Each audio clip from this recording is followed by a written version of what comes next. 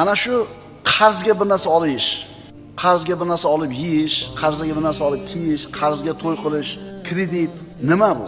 Bu inson o'zining ertangi kunini bugun sotib qo'yishi.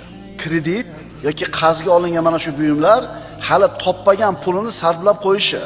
Ya'ni inson ertangi kunini, ertangi kuchini, ertangi mehnatini bugungi kun uchun sotib qo'yishi. Siz hali ertangi kun yashaysizmi, yo'qmi, uni sotib qo'ydingiz. Amir al-Mu'minin Umar ibn Xattob roziyallohu anhudan o'g'li bir kuni pul so'radi. Xalifani qo'lida puli yo'q. Xazinachidan so'rab turmaylikmi, keyingi oyligingizning hisobidan? Bo'pti, bor so'ra dedi. Borib turib xazinachiga aytdi. Otami keyingi oyligini hisobidan, keyingi maoshini hisobidan menga pul berib turasiz ekan dedi. Xazinachi xalifa buyurdi deb shart qildimi? Yo'q.